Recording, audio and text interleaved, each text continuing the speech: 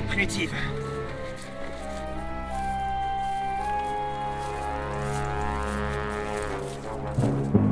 L'Alliance est là.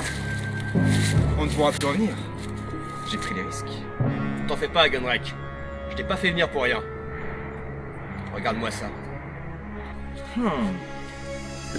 Combien tu en veux? Combien tu as? Je dispose de 20 000 d'ataille. Les crédits républicains n'ont aucune valeur ici.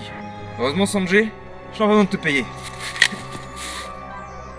Mais c'est de la camelote ce truc! Croyez plus malin. Qu'est-ce qui se passe? On aurait dû faire des postulats.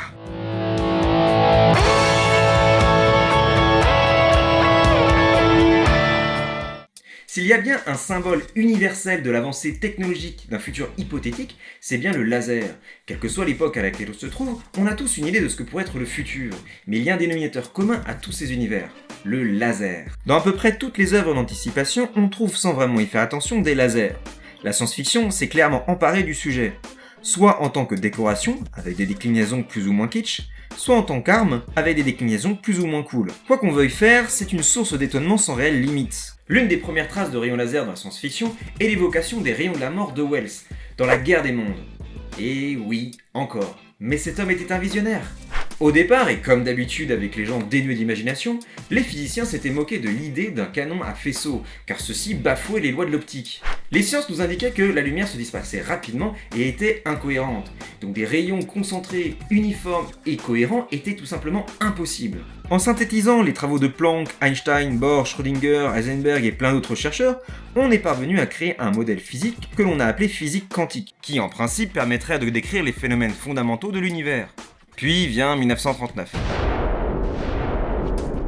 Au cours de la Seconde Guerre mondiale, les ingénieurs et les physiciens se sont concentrés sur la théorie et la technologie des cavités résonantes électromagnétiques, avec un objectif essentiel, un truc de fou, une invention de dingue! La mise au point des radars. Et ouais. Bon, c'est sympa les radars, mais c'est pas vraiment notre propos. L'idée d'une amplification d'un rayonnement électromagnétique a progressé, et finalement on a eu notre premier maser en 1964. Et dans le climat de la guerre froide, quand on pense maser ou laser, on pense directement à une arme, et ça n'a pas échappé aux scénaristes, notamment ceux de Star Trek avec les phasers, ou ceux de Star Wars avec les pistolets laser. J'espère que vous admirez l'élégance de la pose. Si le principe du laser est connu depuis quasiment un demi-siècle, et que nous avons tous déjà eu un laser entre les mains, ça reste quelque chose de fascinant. Étant donné la grande diversité des lasers commerciaux et la puissance des lasers militaires, pourquoi n'avons-nous pas de fusils laser utilisables en combat ? Tout simplement à cause de la difficulté de transport de la source d'énergie. Il faudrait des blocs d'alimentation miniatures contenant l'équivalent en puissance d'une centrale électrique, mais suffisamment petits pour tenir dans la paume d'une main. À ce jour, la seule solution pour disposer de l'énergie d'une centrale électrique, c'est d'en construire une, mon petit Billy. Après Billy, si tu veux vraiment te la jouer badass, le plus petit dispositif militaire portable capable de contenir d'énormes quantités d'énergie, c'est une bombe à hydrogène miniature, qui détruirait tout autant l'expéditeur que le destinataire. Mais il y a un autre problème, la stabilité du matériau responsable de l'effet laser.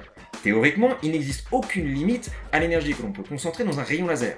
Ça, c'est la théorie, mais en pratique, c'est un peu différent. Le problème, c'est que dans un fusil qu'on manipule, le matériau soumis au pompage optique ne serait pas stable et risquerait d'exploser. Si la réalisation d'une telle arme est complexe, on peut se demander s'il est vraiment judicieux de chercher à créer une arme si instable.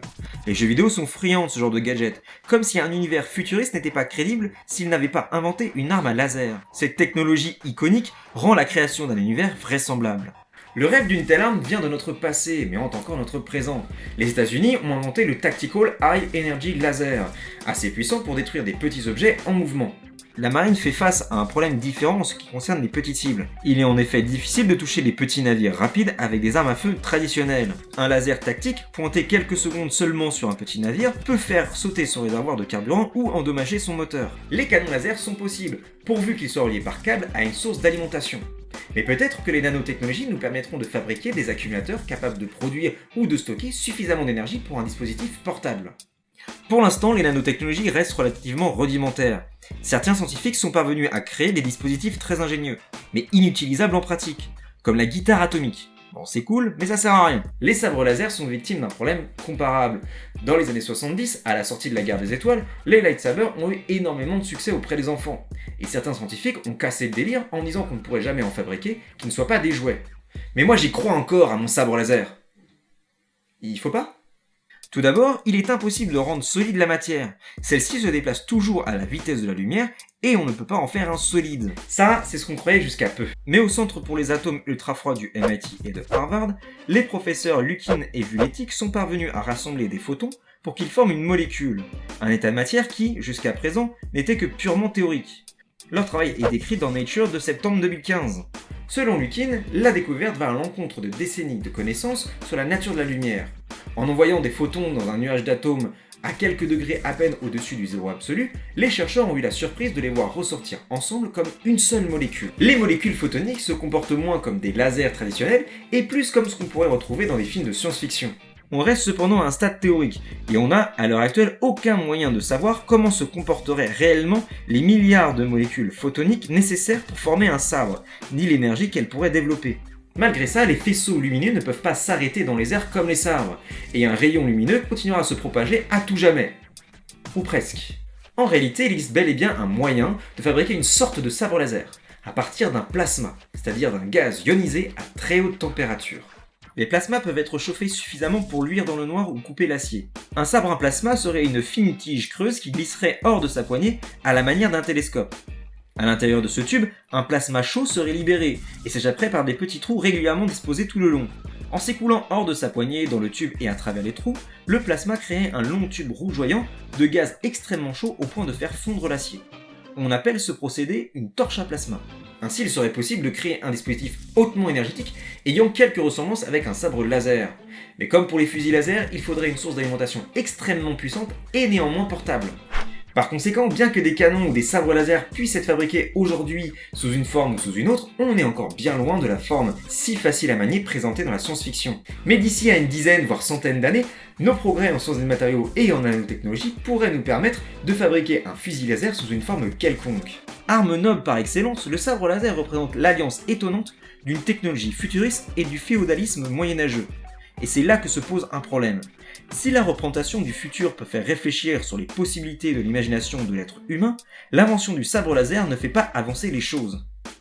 Si on avait remplacé le sabre laser par une arme tranchante quelconque, épée, glaive ou rapière, eh bien on aurait exactement la même chose. On a juste rajouté le côté fluo à une arme déjà existante. L'arme reste super classe, mais elle n'a d'utilité que pour donner un symbole au héros. D'un point de vue purement militaire, c'est un gadget totalement inutile. Et il n'y a que la maîtrise de la force qui peut rendre le sabre laser vraiment intéressant. Cela étant, il est tout à fait possible que dans les siècles à venir, les nanotechnologies puissent produire des piles miniatures qui nous permettraient de faire des armes à laser. Pourtant, je reste convaincu qu'elles resteront à l'état de prototype pendant longtemps. Et tout simplement car pour l'instant, nos armes actuelles font très bien le job. Et il n'y a aucune raison valable pour mettre dans les mains de quelqu'un une arme aussi puissante. C'est d'ailleurs un reproche que l'on peut faire à la science-fiction dans les jeux vidéo. Si l'arme est vraiment beaucoup plus puissante qu'un simple flingue, alors pourquoi en fait-on le même usage?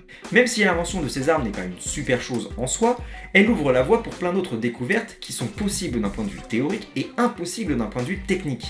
Il est de plus en plus courant que les scientifiques axent leurs recherches sur l'imagination des auteurs de science-fiction. Je dois vous avouer que j'adore l'idée que les mondes de l'imaginaire et de la recherche puissent coexister pour le bonheur de l'humanité.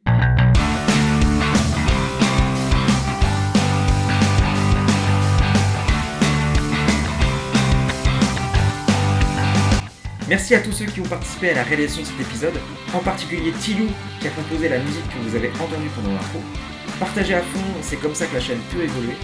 En attendant, n'oubliez pas que la vie n'est qu'un jeu, alors continuez à jouer et moi je vous dis à la prochaine.